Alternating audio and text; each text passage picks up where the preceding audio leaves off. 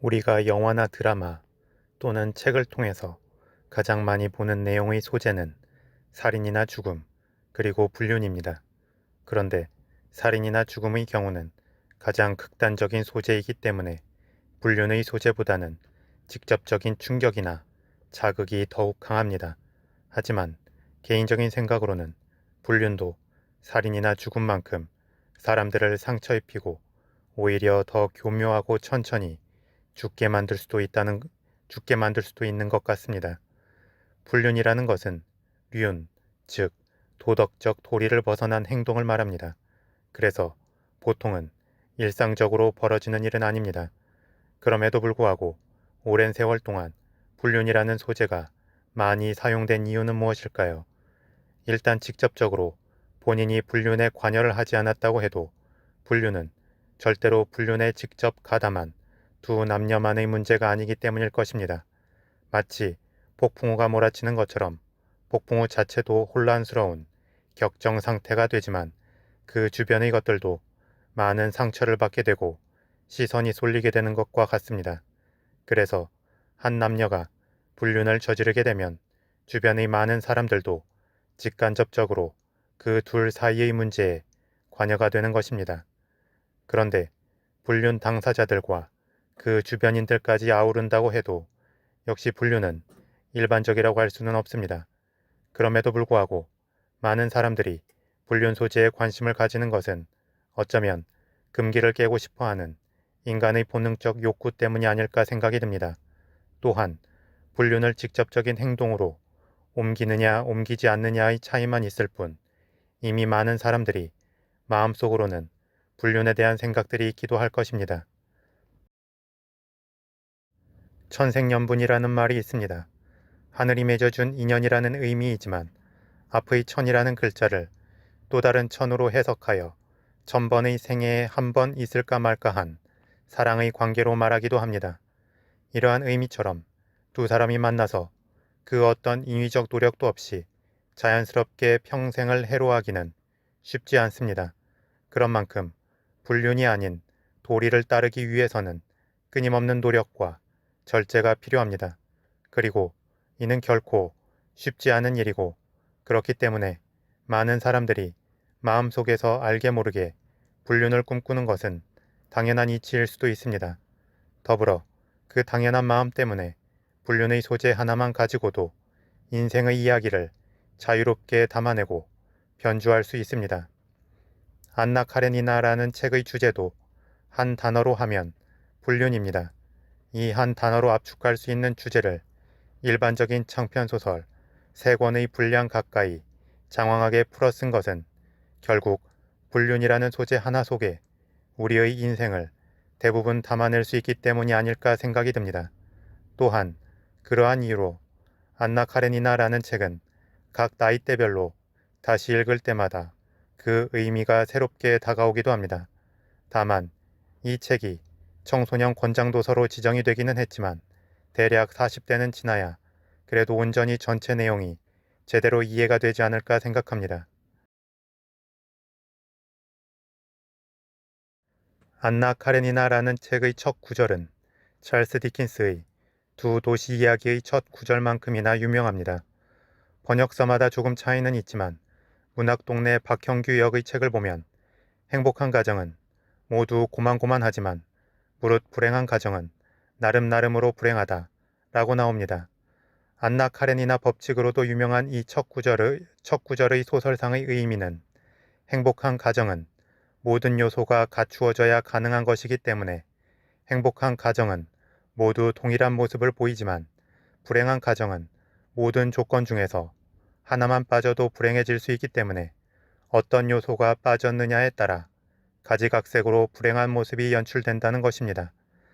안나 카레니나는 18살의 나이에 20살이나 차이가 나는 남자와 결혼을 해서 아들을 낳았습니다. 그 당시의 결혼은 아무래도 정략 결혼이 많았을 것이기 때문에 20살의 나이 차이에도 불구하고 두 사람의 결혼이 특별한 것은 아니었던 것 같습니다. 어쨌든 안나는 아직 자신의 젊음이 제대로 꽃피기 전에 결혼을 했기 때문에 여전히 젊고 아름다운 외모를 유지하고 있었습니다. 게다가 센스 있고 품위 있는 여자였습니다. 결국 성공적으로 관직 생활을 하는 남편하고 나이 차이가 많이 나는 것 빼고는 부족함이 없는 여자였습니다. 그러던 어느 날 안나의 가족에게 문제가 생겼습니다.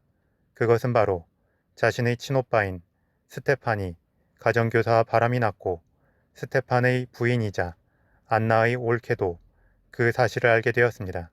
그래서 결혼 생활이 파경 직전에 이르렀고 이를 해결하기 위해 안나는 그녀가 사는 상트페테르부르크를 떠나서 오빠 가족들이 있는 모스크바로 향합니다. 안나는 일단 올케를 만나서 이런저런 이야기를 하면서 위로합니다.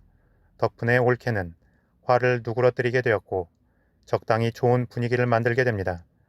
안나는 안도감을 느끼면서 어린 조카들을 부둥켜 안고 신나게 바닥을 뒹굴면서 놀았습니다. 이처럼 안나는 가족들도 살뜰하게 챙길 줄 알고 다른 사람의 마음에 잘 공감해 주면서 적절히 자신이 원하는 방향으로 사람을 설득할 줄도 아는 균형 잡힌 사람이었습니다. 그런데 다른 사람의 불륜에는 이성적 객관성을 유지하고 관대한 포용력을 발휘했던 그녀였지만 자신의 불륜에는 이성적 객관성을 잃고 감정에 치우쳐 편협한 사고의 틀에 갇혀버리고 맙니다. 그녀의 불륜 상대는 오빠 가족을 만나기 위해 내렸던 모스크바 기차역에서도 처음 봤고 어떤 무도회에서 다시 만난 브론스키 백작이었습니다. 남편과의 사이에서는 부부 사이의 형식적 룰만이 존재했지만 브론스키 백작과의 사이에서는 그 어떤 룰도 존재하지 않았고 뜨거운 격정만이 있었습니다. 그렇게 두 사람은 주변의 시선이 어떻게 변해갈 것이라는 것을 어느 정도 인지하면서도 주변의 시선을 애써 무시한 채 서로의 감정에만 몰입했습니다. 그렇게 안나는 이 세상을 합리적이고 객관적으로만 볼 수 있다고 자신했었지만 자신이 몰랐던 새로운 것이 있다는 것을 깨닫게 됩니다. 그것은 이전에는 느껴보지 못한 두렵고 불안하고 아슬아슬하지만 도저히 헤어나올 수 없는 블랙홀 같은 감정이었습니다. 그렇게 안나는 기존의 칙칙한 회색의 삶을 벗어나 복합적이고 다채로운 빛이 넘치는 삶으로 다시 태어나게 됩니다. 그런데 새롭게 부활한 것까지는 좋았지만 문제는 이제 기존의 것들이 새롭게 부활한 새로운 기준으로 판단이 되기 시작했다는 것이었습니다. 그래서 안나는 과거와 달리 남편의 모습에서 많은 단점들을 보기 시작합니다. 많은 여자들이 선망의 대상이었던 멋진 브론스키 백작과 비교할 때 남편은 고루함 그 자체였습니다. 그래서 남편은 안나가 새로운 세상으로 나아가는 데에 있어 불필요하고 거추장스러운 장벽과 같은 존재가 되었습니다. 또한 그렇게 사랑하던 자신의 아들도 조금은 다른 시선으로 바라보게 됩니다. 이미 자신의 삶을 충만하게 채워줄 새로운 꽃을 발견한 만큼 기존의 꽃들은 모두 시들해지기 시작한 것입니다. 이처럼 모든 조건을 채워서 행복한 가정을 완성했던 안나는 불륜이라는 하나의 조건이 어긋남으로써 다채로운 불행한 가정 중 하나의 모습으로 변해갔습니다. 보통 다른 사람의 치부는 빨리 퍼져나가기 마련입니다. 특히나 모든 것을 다 가진 듯 하던 사람의 치부는 더 신나는 이야기거리가 됩니다. 그렇게 안나와 브론스키의 관계는 상트페테르부르크의 상류 사교계에 은밀하지만 큰 무게감을 가지고 퍼져나갔습니다. 인간은 관계의 동물이기 때문에 사교계의 평판이 안 좋아지는 것은 관계에 있어 죽음을 선고받는 것과 같았습니다. 특히 그 당시 보수적인 귀족 상류층들 사이에서는 더욱 그러했을 것이고 안나에 대한 주변의 시기와 질투까지 더해지면서 부정적 분위기에 살이 붙고 가속도가 생겼을 것입니다. 그런데 불륜의 관계에서도 남녀차가 존재합니다. 이것은 지금도 어느 정도 마찬가지인 것 같습니다. 똑같이 불륜을 저질러도 여자는 회복할 수 없는 이미지에 타격을 입습니다. 하지만 남자는 오히려 큰 타이틀을 획득한 영광을 누리기도 합니다. 특히나 요조숙녀와 같은 여자를 쟁취했다는 것은 남자들 사이에서도 선망의 대상이지만 다른 여자들에게도 그 남자의 연애 수완을 인정하게 만듭니다. 결국 같이 불륜을 저질러도 남자에게는 크게 손해볼 게 없는 것입니다. 그렇다고 브론스키가 전형적인 카사노바와 같은 바람둥이이거나 치명적인 매력에 비해 대책 없고 무책임한 나쁜 남자 스타일은 아니었습니다. 나름 귀족의 품위를 지킬 줄 알았고 정중하며 명예심도 있고 친절한 사람이었습니다. 그래서 프론스키도 안나를 사랑했고 안나가 유부녀라는 것만 빼면 여느 남녀 간의 사랑과 다를 바가 없었습니다. 그런데 그 유부녀라는 타이틀 하나가 모든 것을 지배했습니다. 만약 안나가 처음부터 이혼을 한 상태에서 브론스키를 만났다면 두 사람이 나중에 헤어졌든 말든 사랑을 나누는 그 순간만큼은 세기의 사랑이 됐을 수도 있었습니다. 하지만 유부녀라는 타이틀과 함께 그 둘의 사소한 모든 행동 하나하나까지도 지저분한 구설의 대상이 되었습니다. 결국 마지막 파멸은 한순간에 드러나는 게 아니라 이렇게 소소한 작은 것들이 쌓여서 마지막 파멸을 만드는 것이라는 생각이 들었습니다. 한편 안나의 남편인 카레니는 자신의 부인의 불륜에 대해서 어떤 나름의 느낌은 가지고 있었지만 워낙 인생을 체계적이고 기계처럼 살아가는 사람이었기 때문에 애써 그 느낌을 확인하려 하지 않았습니다. 오히려 불륜이라는 것은 다른 가정에서나 벌어지는 남의 이야기일 뿐이라고 스스로를 다독였습니다. 하지만 결국 안나의 불륜을 알게 되고 한순간 이성을 잃어서 브론스키와 결투를 할까도 생각을 합니다. 그런데 결국은 보수적이고 관료적인 사람의 특성으로 돌아옵니다. 그렇게 카레니는 사회적 파장을 생각할 때 오히려 조용히 없는 일처럼 묻고 가는 게 낫다는 계산을 하게 됩니다.